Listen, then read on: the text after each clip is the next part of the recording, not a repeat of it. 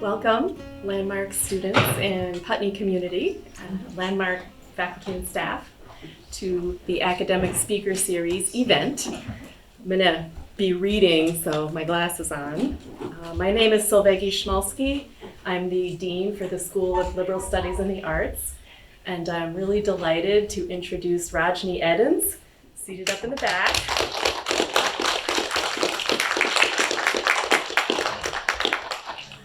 Rajnii is going to speak at our event. Rajnii is a poet and educator, activist, performer, do some music, and workshops with students across the state, keynote addresses across the state of Vermont and in the region. Rajnii's event is called The Value of Our Stories. And I want to say a little bit about the co-sponsor, then a little bit more about Rajnii, and then we will start. This presentation is co-sponsored by the Vermont Humanities Council Speakers Bureau.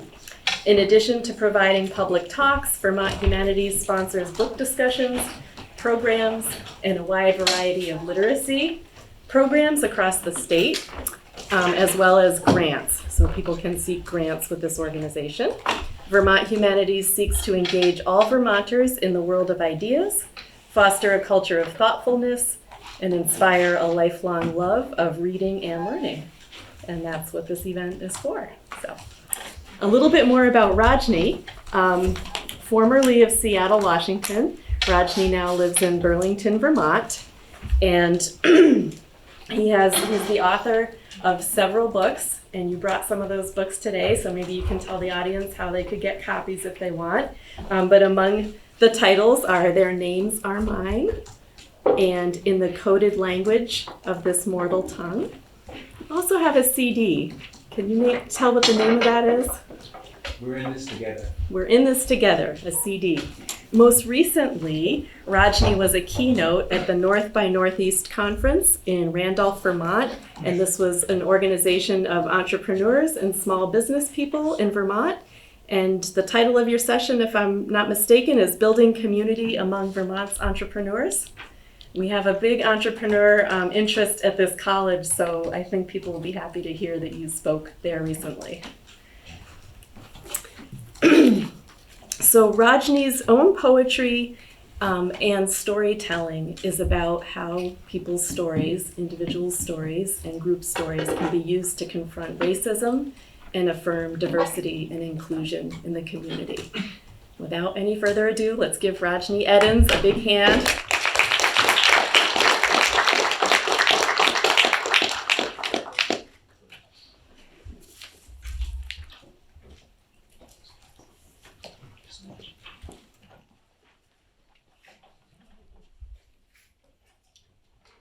Good evening. Can you guys hear me? Awesome. It's a blessing to be here this evening with you all. Blessing to see you as well. Thank you kindly. Yes, I'll share briefly about how I came to my craft and then hold some space to introduce a few poems to you and the origin stories behind them. And then hopefully we can conclude with any questions or things you're curious about, things that might have struck a chord or resonated with you in a certain way. Feel free over the course of our time together to write down any lines or a series of aspects of the pieces that stand out to you that you want further clarification on.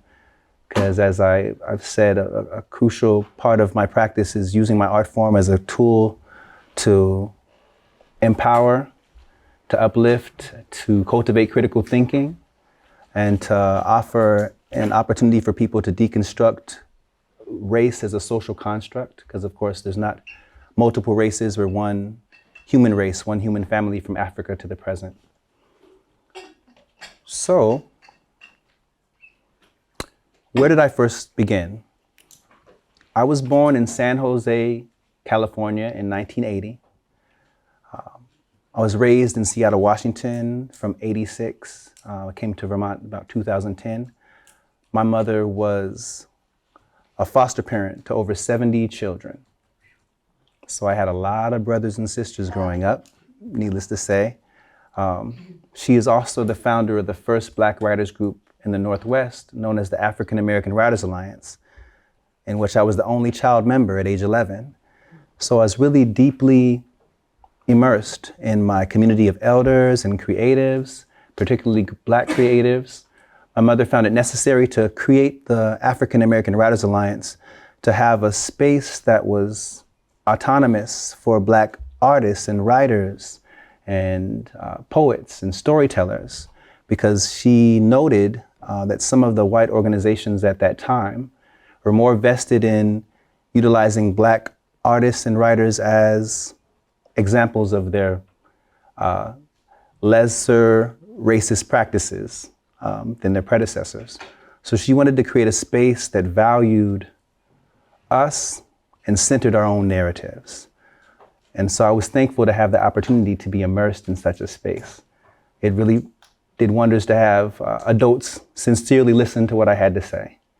You know, I'm sure we've all kind of had that experience of being patronized, where you know, oh, this person doesn't really necessarily respect me, but they're humoring me. So it's a different feeling when you know that somebody really values your intelligence, knows that you have something authentically useful to bring to the table, knows that your voice matters and is meaningful, and that you have an integral, necessary, and vital role to play in what you bring to the world just in being yourself.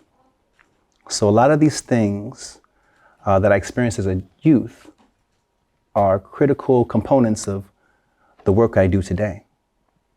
So in addition to the African American Writers Alliance, my mother and I also co-founded a group called the Poetry Experience 25 years ago. This year is the 25-year anniversary. And this was open to multi-ethnic participation, because I noted as a teen that a lot of my friends were showing some real promise in their creativity. And we would have ciphers and just freestyle. They could create pieces whole cloth out of midair, where I was like, moms, you got to hear some of the pieces these people are coming off of the head with.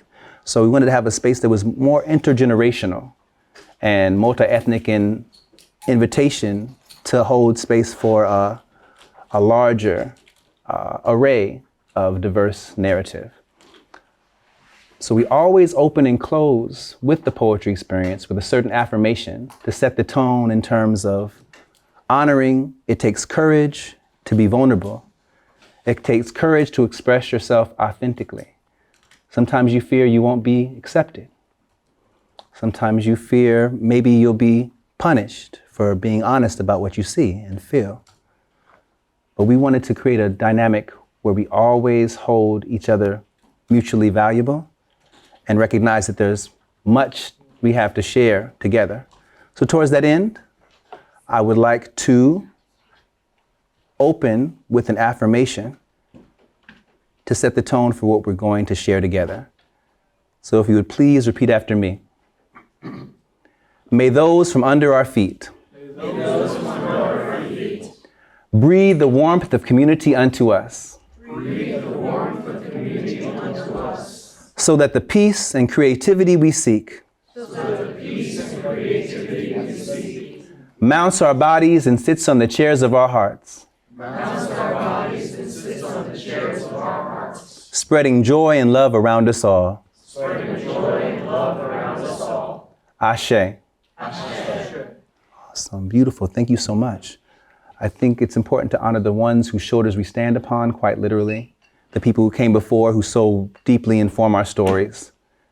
And as this presentation is called The Value of Our Stories, is to bring meaning and value in affirming that for us all. So I'll be sharing, as I said, a number of my own pieces. Now that you know some of the aspects of my story, I'm sure you'll find reflections of yourself and maybe things you're less familiar with. But I trust that you'll receive something of value and give us something rich and useful and nourishing to discuss and share together. So the first poem I want to share with you is actually not by me. It's a poem by my mother, Rajnii Eddins, the founder of the African American Writers Alliance. And it was written shortly after 9/11. I'm sure the majority of us here are familiar with the terrorist attack of 2001 when the Twin Towers were failed. And she wrote this from the perspective of, clearly a mother who feels deeply that peace is necessary in the world. And that, honestly, if we all choose not to fight, there can be no war. So I'll teach you something now. Rub your hands together like this. When it gets warm, send the energy my way. Awesome, I like how you threw that. This is called showing love. So I'll reciprocate now. This piece is called I'd like there to be a war where nobody came. And it is call and response. So when you know your part, please sing along.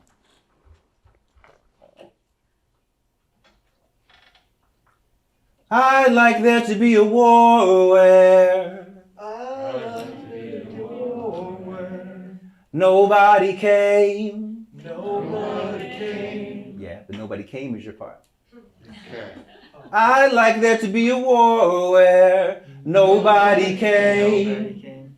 Nobody came. Where the gunners didn't show and the flyers didn't flow like a river carrying death to those below.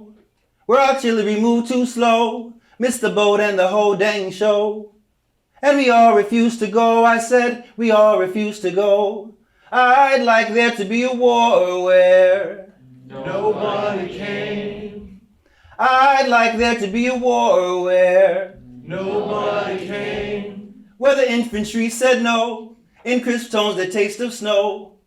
And the bombers stated clear, they won't go in any year. And sharpshooters closed their eyes, much to the brass' great surprise. And there was peace, with no reprise. We chose the peace with no reprise. I'd like there to be a war where Nobody came. I'd like there to be a war where Nobody came. where we first would check ourselves, see what our causes do foretell, tweak what tweaking would do well, then maybe check ourselves again. Remembering some crazy macho win does not signify a win, cannot signify a win. So I'll say it once again, I'd like there to be a war where Nobody came. I'd like there to be a war where Nobody came. we'd like there to be a war where Nobody came. wouldn't you? Beautiful. Give it up for yourself.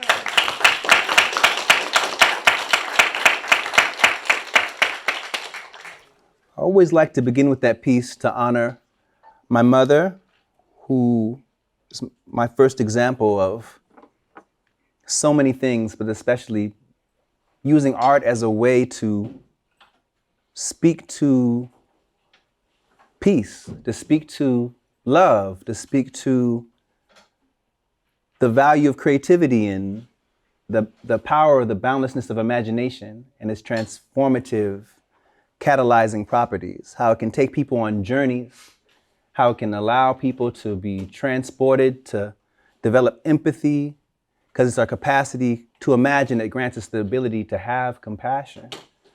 I have to picture myself in your shoes, right? I have to think through a different lens. I have to hold space for new ways of seeing and being. So I owe a great deal to her. So it's important that I honor those who came before. The next piece I want to share with you is actually called Middle Passage. And as I said, I'm going to share a little bit about how each piece came to be, sort of give a brief origin story so you get a sense of how it sprang to life. And then again, if there's any questions you have or things that stand out in the pieces, be paying attention and feel free to take a note or stick a push pin in that so we can come back to that for our conversation. So raise your hand if you know what the middle passage refers to.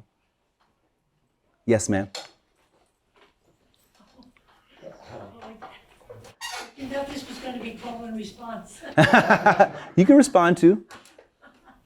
The middle passage refers to the slave trade and the passage from Africa to the Western world. That's right, that's right. She said the middle passage refers to the slave trade and the passage of African people to the Western world. But what should also be noted is that slave trade is a euphemism, because trade has to do with honorable conduct and exchange. And there's nothing honorable about stealing people and kidnapping them and then exploiting their bodies for labor. There's nothing honorable in that. Middle Passage itself. When you hear Middle Passage, it sounds like a lot less horrific than what actually it entails to speak of. And there's a reason why history does that, why it calls things other than what they are to keep us limited in certain perspectives about what's actually being practiced on human beings. So as a child, I always wanted to write something to honor my African ancestors. I knew kind of instinctually and from peripherally from what I had learned historically that they had undergone something that was seemingly insurmountable. And as a result, I'm still here. But you know how you want to do something, but you're not sure if you're the right person for it?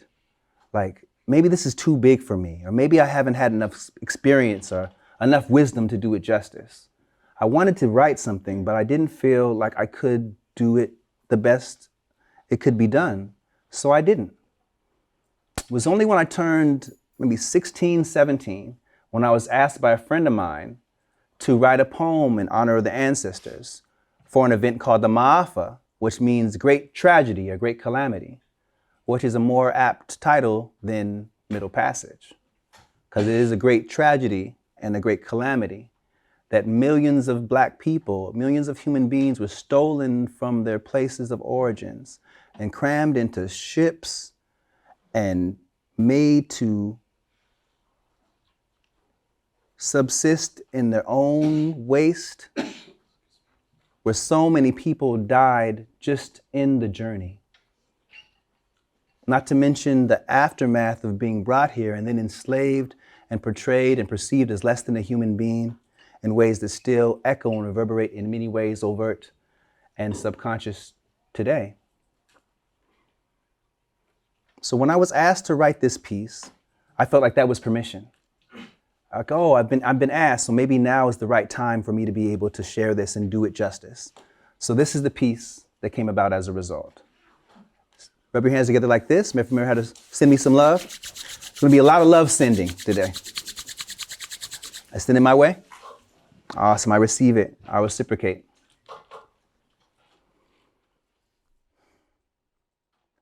There should be oceans of tears. There should be oceans of tears. This ink is not my blood. What right have I to speak? What right have I to speak? Think my words the salty oblivion to swallow this globe, submerging continents. Mother's one perfect tear for her children. There were children in that small cramped space, giving birth in fetal position to stillborn cosmos, tiny infinites with mayhem as midwife. Below deck, below death, below breath was hope, hidden in heartbeat rhythm.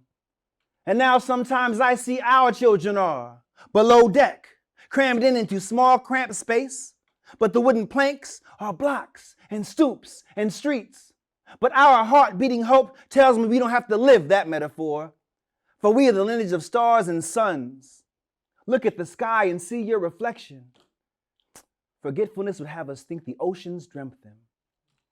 But galaxies do litter the seafloor. No one can ever take away our before. They sunk so that we soar. They hung so that we soar. They sunk and sung with tears in their lungs so that we soar. This is not a metaphor. This is not a metaphor. This ain't no metaphor. Middle Passage.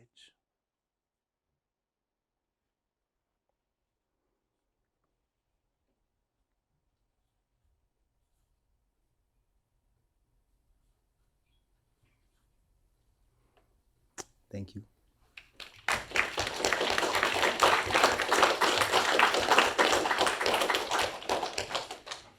I appreciate you and your respectful attention and holding that moment of silence as well, because not everything needs to be immediately applauded. Some things need to be Absorbed. precisely allowed to resonate. given that opportunity to process and breathe in, and I hope you continue to. The next piece I want to share with you is called Blackness. Now, this poem came about shortly after I graduated from high school. As I told you, my mother was a foster parent to over 70 children. That's a lot of kids, right? So one of my first jobs coming out of high school was working in the schools. I worked at an elementary school called T.T. Minor. I'd already had some experience presenting to educators as a teen myself because I was beginning to get more access based on people recognizing my adept skills in sharing my artistry. But this is like my first job working with youth officially outside of my own household. So there was a girl, a black girl, told me she'd rather have blonde hair than her own hair. She thought that she was ugly. She thought that the color of what's deemed as a European phenotype was prettier and more valuable. And a lot of people still have been poisoned with that philosophy. You know, they had a doll test, maybe some of you are aware of, where they took groups of children in the 1900s and all set them up with dolls of varying skin color. And regardless of who the children were, they all chose, more often than not, the white approximate doll. Is that because white people are more beautiful? Or is that because that was what was programmed into their minds, right? Yes, ma'am. That was because it's what was programmed into their minds, because basically the whites during that time, they thought that they took control of a lot of things. And because of that, they'd make things like movies or models or toys, and they'd make them like white, unfortunately. Well, precisely. And they also made dolls that were not white disfigured and grotesquely exaggerated. So there are ways that people's features were contorted to justify this false hood that somehow white people and people of European descent are the prime examples and embodiers of humanity, or what should be deemed as beautiful by all human beings. So when I heard this child say that, it hurt my heart. It made me angry, it made me sad, and it made me think about how that process is repeated on so many minds and where it came from. It made me think of the minstrel shows of the past and present representations of them, when people would dress up in blackface to mock Black people with exaggerated stereotypes while they were already under the duress and dire strait of oppression and enslavement and segregation, all these different aspects, right? So this is kind of how this piece came to be. It's an ode to that particular child, to all Black children, and on a wider scale, a recognition that sharing value in oneself is not an external process. Recognizing the true value of who we are, that beauty that's inherent in us, each and every single one of us is a fingerprint, a uniqueness unto ourselves that's of untold value. But you miss out on a great deal if you've been programmed and severely misinformed and deprived of recognizing the gift of the beauty of who you are. So this is called Blackness. Send me some love again. Remember how to do it? That's right, you can do it. Don't be stingy. That counts too. Nice. All right.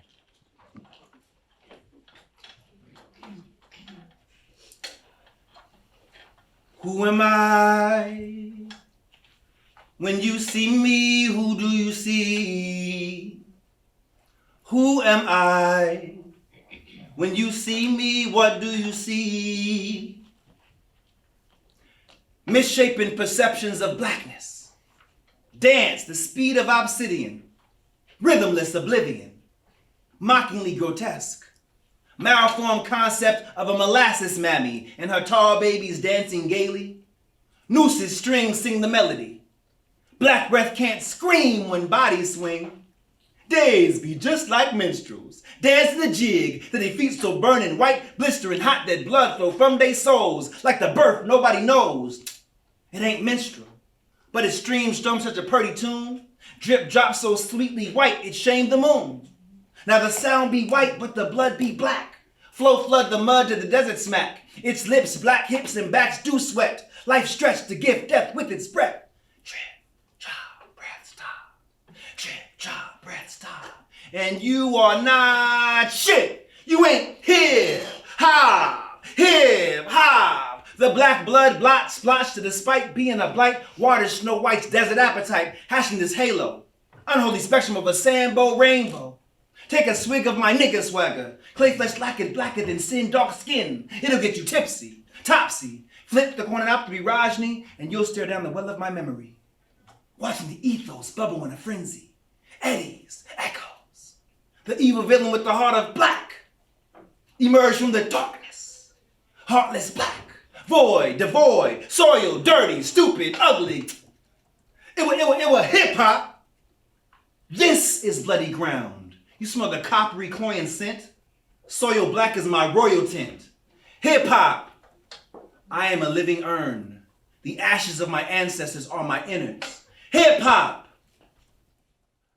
When I am night and I hold the stars, I thank you for this black flesh that surrounds my being. Nappy child, self-exiled, treasure the flesh that you're blessed in. When I am night and I hold the stars, I thank you for this black flesh that surrounds my being. Nappy child, self-exiled, treasure the flesh that you're blessed in.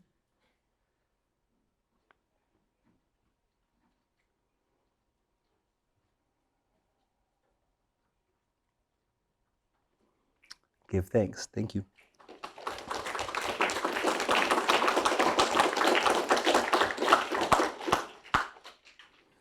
Thank you very much. Yeah, I think that's an important piece to me too, personally, because I've seen the examples of that to this day in so many different forms. Still to this day, the vast amounts of imagery that we experience in America from children on gives us the false notion that somehow European people should or are the standard for human beings. And it's something that we do ourselves a grave disservice in continuing to perpetuate and not unpack and deconstruct in ways that can liberate us from that falsehood. So the next piece I want to share with you is called Charlene Elias. And Charlene Elias was a woman who was murdered by the police in Seattle, Washington. She had a history of issues with mental health and had called the police. Actually, she initiated the call due to some domestic violence she was experiencing. And that call, this pregnant, 5'2" black woman, somehow resulted in her death. And I know you all must be familiar. Maybe you've been inundated so much to the point you've been desensitized to the death of your fellow human beings if they're of African descent, because you see it so often. You have to find ways to make sense of it or pretend it away or block it from your mind, or at least be thankful that it's not you or somebody you know. But I think it's important to recognize the grief and the rage that that loss of human life warrants. I think it's important to think deeply about how we arrive at these misbegotten concepts that allow for black people of all varying ages to be killed with outrageously inappropriate justifications, and for us to just go about our business like that's normal. So this is a piece that came from learning about her experience and thinking about the consistent pattern of that murdering of black people and then going right back to sleep. And the consistent pattern of justifying it because maybe whether we recognize it or not, we've all been socialized in some small or large degree to perceive black people as monsters, even black people ourselves. So this piece is called Charlene Eliles and Her Daughters Were Turned into Wolves. So please send me some love. Remember how to do it? Okay, you remember. All right.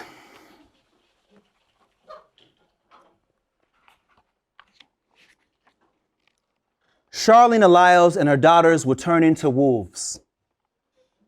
The moon will howl back, and the sun will be your undoing. Emmett Till will come back as Elephant Man. He will whistle lasciviously at white women in broad daylight, and no harm will come to him. Sandra Bland will stand around your bed staring hungrily. Her gaze will change your heart to stone, or if already stone, then the rest of you. Jordan Davis will return. You will meet him in the gas station parking lot in your dreams. He will have just purchased cigarettes and a pack of gum, and oh yes, his music will be playing very loudly. Yes, it appears we are monsters, demons with terrible resilience and incredible strength, and we are coming for your children. No handcuffs, tasers, or futuristic weaponry will thwart your doom. We are rock and roll, hip hop, gyrating colorfully through your black and white TV screens. It's too late. Michael Jackson already made Thriller. The wretched Negro demon rapists are dancing with your daughters. We've already soiled the White House. It's brown now, like the earth our clawed hands clambered out of. We have the dark, dignified audacity to breathe the white man's air unapologetically. To look a white lady right in the eye unfazed. To not stand for the hypocritical bullshit of white supremacy. Yes, the monsters are loose. We are claiming our lives matter more than just on Halloween. The next time you wear a Native American costume, you will be scalped and hung by the flag you hold so dear. The next time you wear blackface, tap dancing in layers of burnt cork and grease to mock our monstrous plight, it will become permanent, and none of your lily white loved ones will recognize you. You will be burned at the stake like only a true nigger or a faggot could be. You will taste the human tears, the blood behind these razor-sharp teeth, and suddenly the world will morph, and you will truly see the monsters at the dinner table, in your classroom, and right beside you as you lay down to sleep. Their red glowing eyes will surround you for simply knowing that we are and have always been human.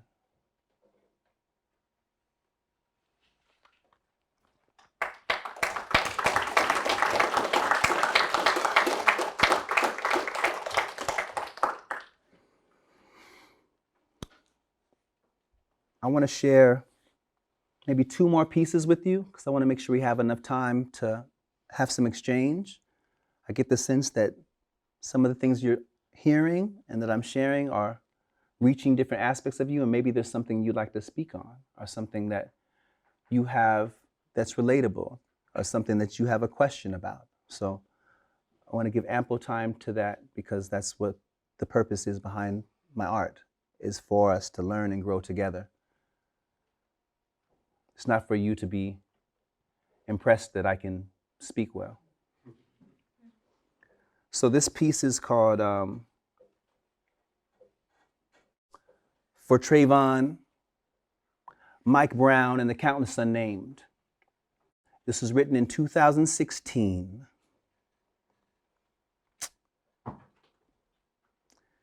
And so many people's names have been added since then. I was writing it with a friend of mine from back home in Washington during the trial of George Zimmerman for the murder of Trayvon Martin. Some of you know about Trayvon Martin was innocent. The Stand Your Ground law. That's right, the Stand Your Ground law. He was going home, and the Stand Your Ground law in Florida is what they use to say if you feel that you're in danger, even if you're not being aggressed against, it justifies you harming other parties. And it's, as you may imagine, if you know American history, more often applied to justify the deaths and the harm to Black people.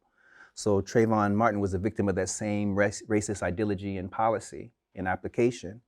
And I was talking to a friend of mine during the time of the trial, my friend Chelsea Richardson, and we were like, we need to write something about this. And when we learned that Zimmerman had been acquitted under that law, she called me, actually to inform me, and said, why even write? These people aren't going to change. They're just going to sit with bored faces and go right back to sleep. They're not going to pay attention and know that this is about people's lives, right? And I said, no, we have to do something. We have these gifts for this purpose. Even if you can reach one person, if you can touch people's minds, transform some aspect, it's worthwhile. And I was trying to convince her and myself. And this is how this piece came about. So please send me some love.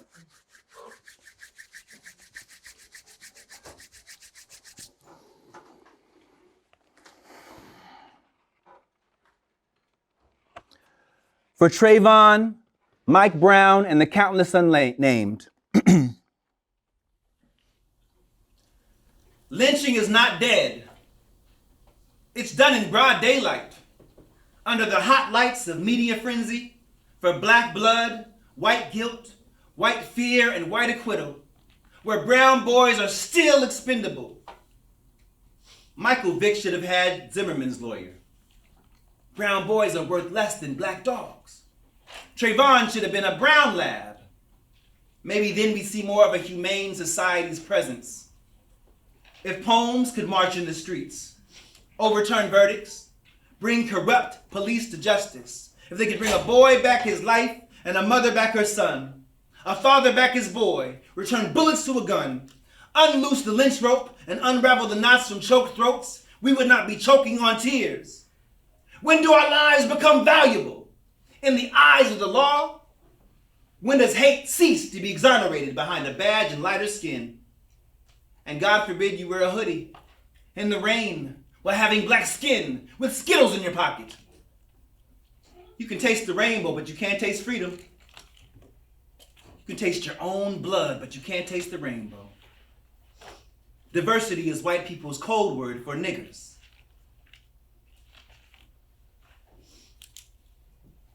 You can taste the rainbow, but not if you're too dark. The rainbow may come during the storm. If you're too dark on a block in a hoodie and the Skittles fall from your pocket, you never taste the rainbow. Your killer has the right to stand his ground. He may shoot you in the heart, and America may relive it in sordid detail. She's only reliving her nightmares. She dreams nightmares often. Open caskets, ashes, weighted limbs, no coffins. 2, his name is Trayvon Martin. Say it. Trayvon Martin. Renee Davis. Renee Davis. Khalif Browder. Khalif Browder. Corey Jones. Corey Jones. Freddie Gray. Freddie Gray. Darron Small. Darron Small. Terrence Sterling. Terrence Sterling. Terrence Crutcher. Terrence Crutcher. Joseph Mann. Joseph Mann. Dee Wiggum. Dee Wiggum. Tyree King. Tyree King. Keith Lamont Scott. Keith Lamont Scott. Aaron Seals. Aaron Seals. Anthony Nunez. Anthony Nunez. DeAndre Joshua. DeAndre Joshua. Philando Castile. Philando Castile. Alton Sterling. Alton Sterling. Corin Gaines. Corey Gaines. Oscar Grant. Oscar Grant. Mackenzie Cochran. Mackenzie Cochran. Jordan Baker. Jordan Baker. The Charleston Nine. Charleston Nine. Andy Lopez. Andy Lopez. Miriam Carey. Miriam Carey. Kamani Gray. Kamani Gray. Timothy Stanberry. Timothy Stanberry. Sean Bell. Sean Bell. Sandra Bland. Sandra Bland. Natasha McKenna. Natasha McKenna. Joyce Cornell. Joyce Cornell. Rakina Jones. Marquina Jones. Albert Sewell. Albert Sewell. Maya Hall. Maya Hall. Alicia Thomas. Alicia Thomas. Tarika Wilson. Tarika Wilson. Troy Good. Troy Good. George Floyd. George Floyd. Breonna Taylor. Breonna Taylor. Ahmaud Arbery. Ahmaud Arbery. Alonzo Ashley. Alonzo Ashley. Wendell Allen.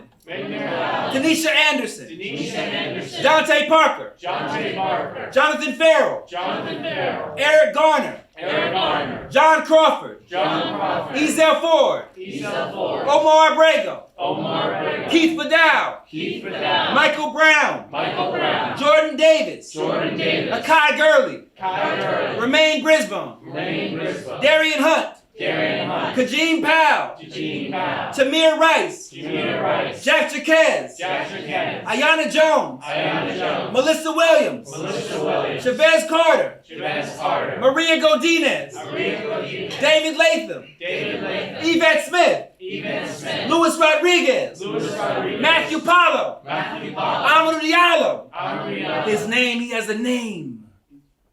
His name is I Can't Breathe. His name is Emmett Till. Emmett Till. His name. You must remember his name. James Byrd Jr. James Byrd Jr. He may whisper it in the wind. You may hear it in your skin. His name is Guilty. In his innocence. Freedom fighter. Martyr. Troublemaker. His name. Malcolm X, Martin Luther King, he has a name. His name is Black Boy. Blacklisted. Blackballed. His name is Black Power. Black babies in a black market for green cash. Stolen life, tied to a tree, burnt at the stake. His name, probable cause, the Negro problem. Chalk outline, white man's fear. His name, ear for souvenir. His name, Black Nigger Boy. Fred Hampton, Huey P. Newton, Medgar Evers. His name saves lives, mobilizes movements. His name is Watch for a Black Messiah. Bullet to the heart. Boy in jaws of wolf. White girl called rape, whistle too free, head too high. His name looked me in my eye. His name must die. Gangster, thug, menace, stereotype. His name is Wretch Like Demon. His name is taken to the Iron Bridge on Main Street. His name's legs are pulled until his neck cracks. Stabbed, hung, shot, burned, ravaged by relic hunters. His name is Mistaken Identity. Scottsboro Boys, Tuskegee Experiments, David Walker. Living, breathing black manhood. Heathen, pagan, no salvation. His name is You Free Nigga, now get over it. Kunta Kinte. Stolen African. Strange fruit. Stranger in a strange land. In danger of deranged hands. Enemy of the state. Genetic dissenter. Asphalt art. Bloody memory. Collateral damage. White man's burden. That happened so long ago. Chain gang, wage slave, chattel, on the rack, in the irons, on the run, wanted. His name is Arthritic Hands that felt more thistles than cotton. His name is Put Your Hands Up, Spread them, Stop or I'll Shoot. His name is Bang, 41 shots, Asada Shakur, Angela Davis, Breakfast Program, Black Panther Party for Self-Defense. His name is, he has a name. His name is Beaten Severely, urinated on, chained by the ankles. His name is dragged for 3 miles and decapitated. 81 places have the remains. His name is Missing an Arm. His name is Crackhead. War on drugs, war on poverty, scapegoat, sacrificial lamb. His name is Kicked Carcass, convict, criminal, thief, drug dealer, victim. Still a child, his name will never breathe again. His name has a mother. His name is Expendable. Sundown laws, Jim Crow cars, Jim Crow bars. His name is racial profiling. In court, just call him profiling, because this is not about race. His name is Marcus Garvey, Frederick Douglass, Ida B. Wells. No rights a white man is bound to respect. His name has a title. When he dies, his name is Mr. Martin. Wearer of the black hoodie. Walker of the home path. Wrong place, wrong time. Wrong skin, wrong crime. His name is Holder of the Skittles. His name? His mother knows his name. Her tears spell it in big, bold letters down her cheeks. His name is Gone Too Soon. His name is Darky, Spook, Jigaboo, Sambo. His name is Different. Too difficult to be pronounced by thin lips with forked tongues.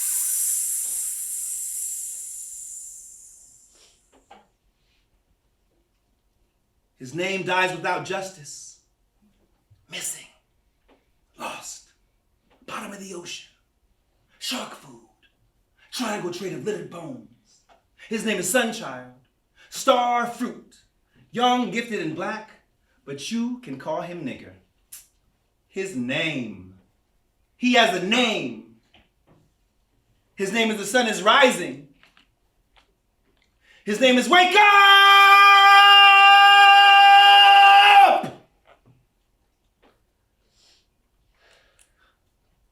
I know his name because his name is mine.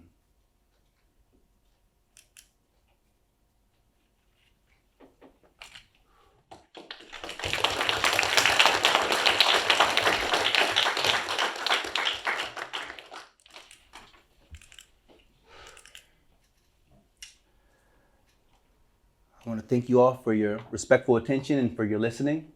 I know sometimes we have to do things to avoid the depth and the substance of what we're experiencing. So it can be difficult to take it seriously or to be fully present. So I understand, but I know that some part of what we share today will live on in you, and it's how you continue to nurture it and utilize it. So this piece I want to close with is actually called Beautiful Sun-Kissed People. It's a poem that honors the brilliance and beauty and excellence of Black people, past, present, and future. Because we are in the future too. Future begins tomorrow, today. He knows. So send me some love. Yes, it has already begun.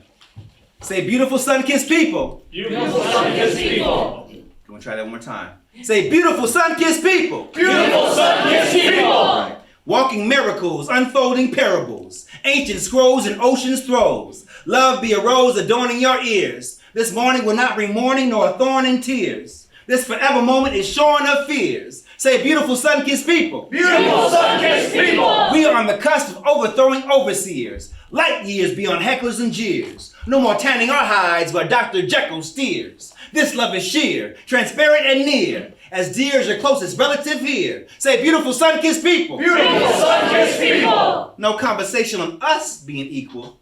Just entertaining the thought is evil. We weave full, fully woven. Lost and found, traded and stolen, but look what the eye beholding. Say beautiful sun-kissed people. Beautiful sun-kissed people. Golden, black and free and ebony, mahogany and mocha beet, chocolate Haagen-Dazs can't see. Rivers running melanin, shallow men be monitoring, but Most High God in all intents and purposes in sovereign skin. Watch as this her poem ascends, journeying and frolicking. Summer breeze is talking with the autumn wind, how winter just won't break our stride. Too much spring and step for us to hide. Our victory is justified. Say beautiful sun-kissed people. Beautiful sun-kissed people.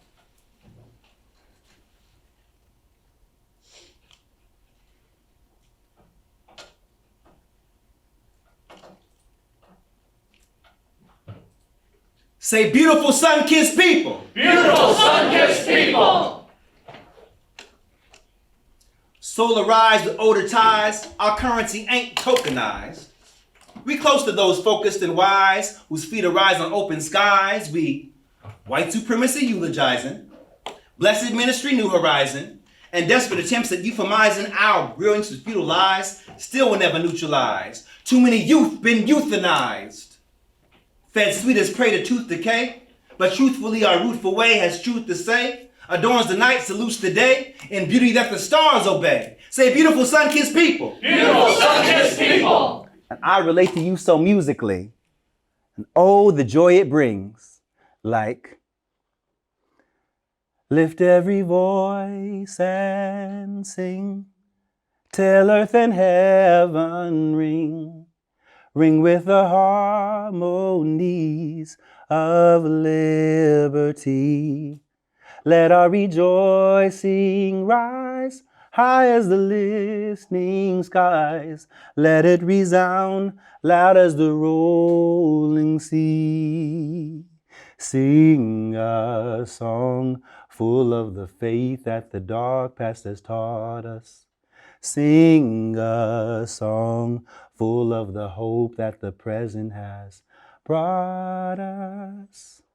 Facing the rising sun of our new day begun, let us march on till victory is won. Let earth and heaven ring in sacred oath, 'cause after all we are betrothed to wondrous wonders of untold, great grand good fortune that broke the mold. can't buy us off with moldy bread. We've more than crumbs inside our heads. And crust just will not satisfy. When banquets alone are ours divine, we walk in gourmet grandma made. Deliciousness in every shade. Say sun-kissed people. Sun-kissed people. Say beautiful, blessed, bountiful, sun-kissed people. Beautiful, blessed, sun-kissed We'll work on that. I praise the path that plants our flag, squarely in earth a self-made basking. A glorious newfound approach that predators cannot encroach, that parasites and wayward folks at a mere glimpse cough and choke. See, this radiance is brighter still than every sun that lights a hill. It calls from something deep within and pours from vocal cords and pen. Say, beautiful sun-kissed people. Beautiful, sun-kissed people. I'm nourished just to see you.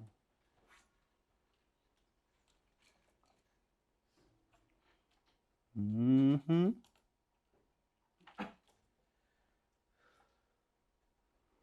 You furnish my living room with life abundant, killing gloom. You water every plant I have and flourish my gardens green and vast. Sing lullabies to my inner child and soothe all fears of foul defile. You spray me with your sense of grace and lovingly embrace my face. Say, I am you and we are race that founded every human trace. Say, sun-kissed people. Sun-kissed people. I wake with your poems on my tongue. In my chest I hear your drum. From my lips I hear your hum. It gets me high and drunk as rum. On you I am forever spun. Your melanin I never shun. With you I am forever one. Has there been better? Never one. Say, sun-kissed people. Sun-kissed people. I bequeath these odes to you, your next of kin and children too, and their children's children's children's view will yet still match your vibrant hue. You supernatural sorcery to walk in temples gorgeously, shaming cathedrals far and near, make a white Christ pale in the mirror. Sun-kissed children, you are it. Don't let nobody tell you shh, unless they fertilize in soil, to grow a rose regal and royal, to don a rose upon a rose of red and black and green and gold, so poetically bestowed, it dignifies your inner throne. Sun-kissed children, marvelous, miraculous magnificence, outlandishly so unabashed, unapologetic blackness, ocean magnetic, the right goddess on your epitaph. That's blasphemy, surely, right? Because we know true gods never die.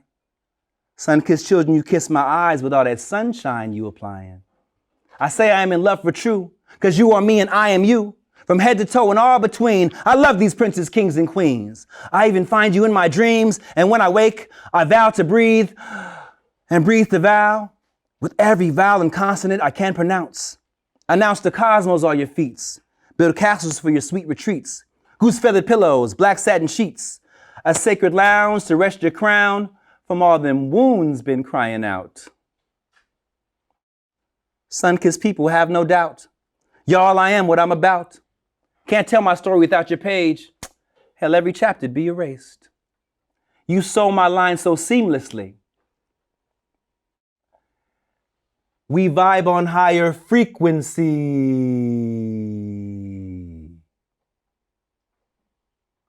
So let's not love in secrecy. My sun-kissed people, we be's the key. Thank you.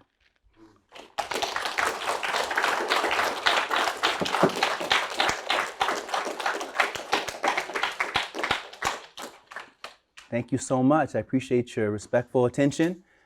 I want to hold space as promised for any questions or takeaways or things that stuck out to you. So at this time, feel welcome to share. Yes, ma'am. I actually was, when you said that one line, when you said you look into the mirror, but some people like either when they're old or when they look into the mirror, everyone, no matter their color, it seems like pale. I don't know if I took that, I don't know if it was somewhat similar to that, but what it reminded me of was, for example, how when people, I guess, turn into spirits or ghosts, many people, they don't see them as like, they don't care what color they are, they're just scared of them. Because basically, like, to the person, ghosts, either they're all equal, or unless if people are understanding enough, like in some cases where they actually talk to the ghosts, and then, yeah. I appreciate your comment. I never thought about it necessarily like that. I think you might be referring to the piece Blackness. And in that piece, my intention behind it was more so to hold space for contending with the ways that stereotypical imagery of people, of non-white people, can continue to plague people's mindsets and undervalue them. You know, I think it's valuable to see yourself in your own lens and to know about the history of ways that people's images have been distorted, so you don't subconsciously internalize those things. So thank you for sharing. What else stood out to you? Yes. Oh, there was one quote, and you were talking about in one of the poems, and you were basically saying that you said something behind light skin in one of your poets. When I spoke about poems, I just forgot what you said along that line, unfortunately. But there's something down that line that really struck my chord, and I found relevant. To society today. And how so? Injustice in the sense of wrongly disadvantaging people, including people of color.